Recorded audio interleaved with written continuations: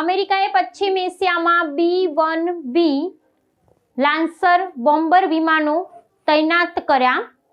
75,000 pound શસ્ત્રો વહન કરવાની છે ક્ષમતા। અમેરિકી સેન્ટ્રલ કમાન્ડ દ્વારા પશ્ચિમ એશિયામાં ચાલી રહેલા ઓપરેશન એપિક ફ્યુરી અંતર્ગત B-1B લાન્સર વ્યૂહાત્મક બોમ્બર વિમાનોનો એક નવો વિડીયો પ્રસિદ્ધ કરવામાં આવ્યો છે। આ વિડીયોમાં આ સુપરસોનિક વિમાન 75,000 પાઉન્ડ જેટલો પ્રચંડ શસ્ત્ર ભંડાર લઈ જવાની ક્ષમતા સાથે મધ્ય પૂર્વના આકાશમાં ઉડાન ભરતું જોવા મળે છે।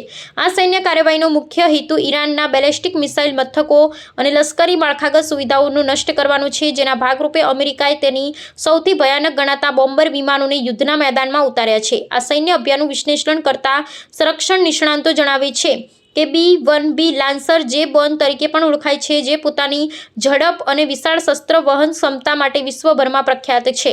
અમેરિકી સેનાએ ઈરાન સામેની આક્રમકતા વધારતા આ વિમાનો દ્વારા અત્યાર સુધીમાં અનેક ભૂગર્ભ બંકરો અને શસ્ત્રાગારો પર સચોટ પ્રહાર કર્યા છે। આ વિમાનની હાજરી એ સંકેત આપે છે કે અમેરિકા પ્રદેશમાં હવાઈ પ્રભુત્વ સ્થાપિત કરવા અને તેના શત્રુઓની સૈન્ય શક્તિને સંપૂર્ણપણે તોડી પાડવા માટે અત્યાધુનિક તકનીકનો ઉપયોગ કરી રહ્યું છે। આંતરરાષ્ટ્રીય સ્તરે આ ઓપરેશનને કારણે ભારે તણાવ જોવા મળી રહ્યો છે, જેમાં ઈરાનના સર્વોચ્ચ નેતાના મોતના અહેવાલો બાદ સ્થિતિ વધુ વણસી છે। અમેરિકી સંરક્ષણ મંત્રાલયે સ્પષ્ટ કર્યું છે કે જ્યાં સુધી ખતરો સંપૂર્ણપણે દૂર નહીં થાય ત્યાં સુધી આ હવાઈ હુમલાઓ ચાલુ રહેશે, જે માટે બ્રિટન અને જર્મનીના સૈન્ય મથકોનો પણ ઉપયોગ કરવામાં આવી રહ્યો છે।